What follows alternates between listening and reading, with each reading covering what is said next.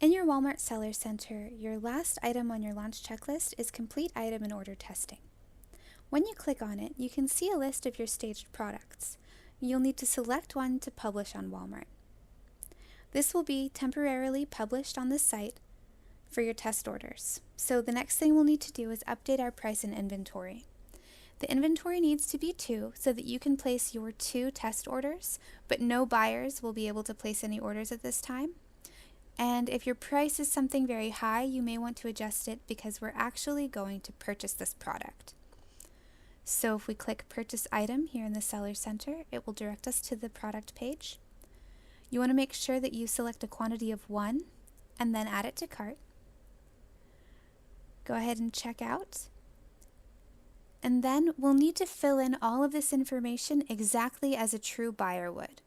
We won't show it in this video for time's sake, but it's a real order and it will need to be truly purchased. After a few moments, it will appear here in GeekSeller.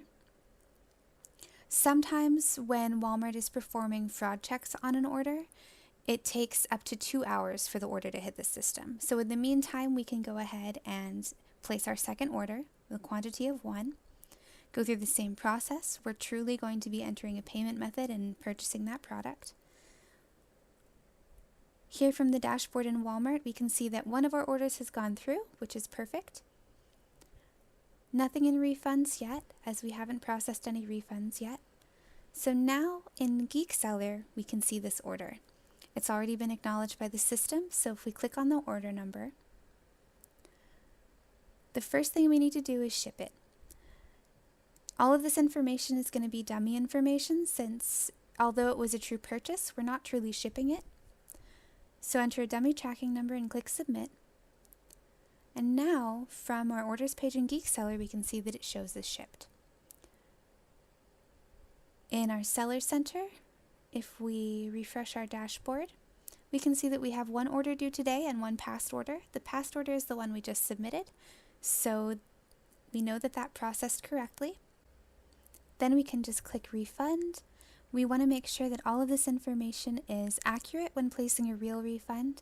A comment is required, and we can adjust any of this in the real refund situation as well. So then we'll click Submit. And now in our refund section, we can see that the refund is there.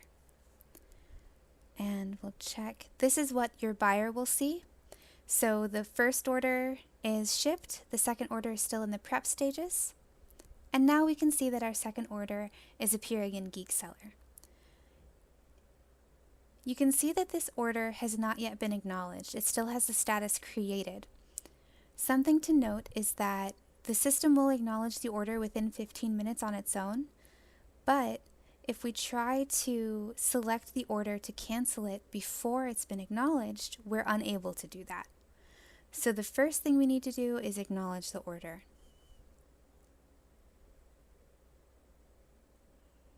From here, we can select the product and cancel it using the button above, or we can simply click the action button cancel.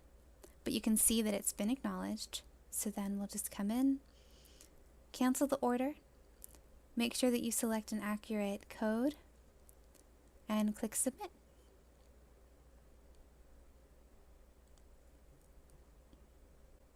Now from our orders page, we can see that we have 1 refunded and 1 canceled, which is exactly what we want to see. And from our Walmart Seller Center, when we refresh, we can see that both orders are now showing as passed, and we have 0 due today. And that's how you complete your Walmart test orders.